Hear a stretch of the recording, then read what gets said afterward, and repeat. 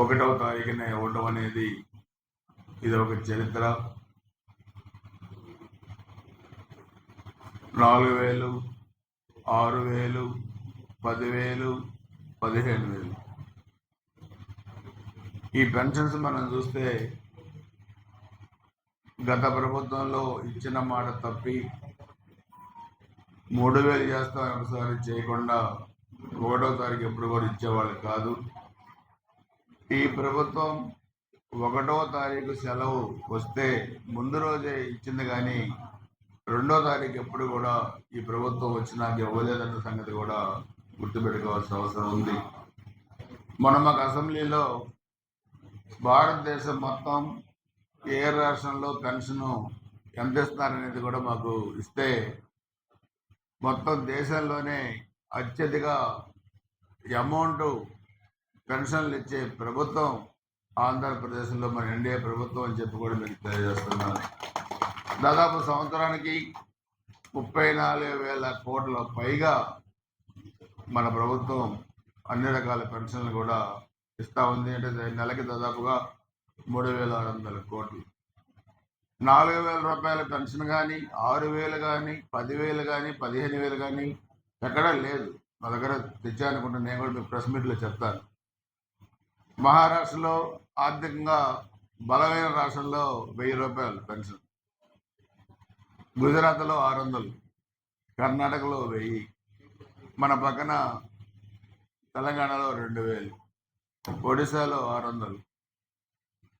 ఈ విధంగా అసలు ఇతర రాష్ట్రాల పెన్షన్లకి మన పెన్షన్లకి అసలు పోలికే లేదు.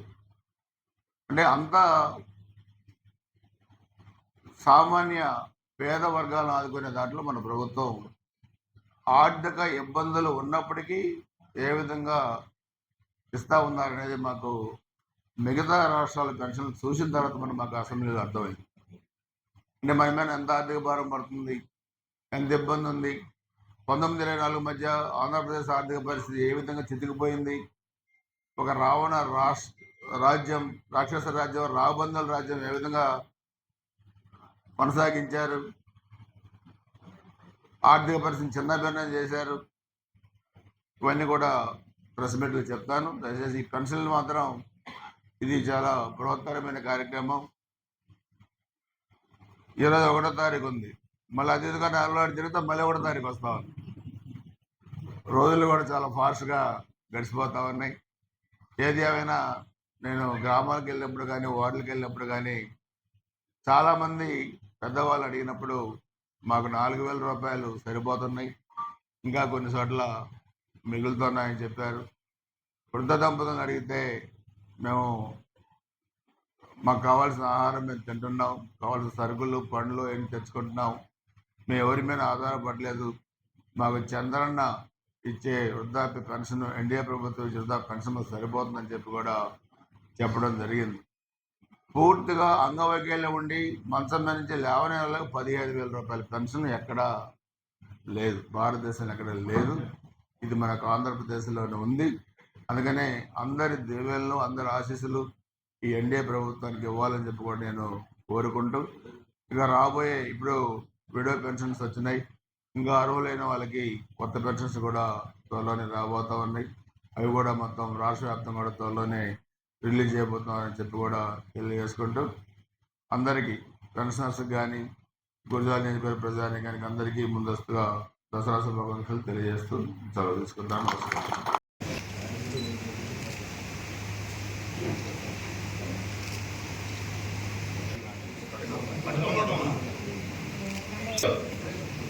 చూడండి,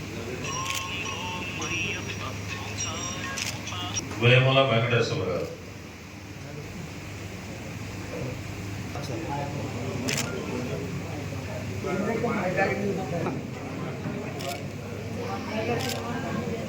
సుబ్బారావు గారు, ఆఫీస్లో డబ్బులు తీసుకున్నారు.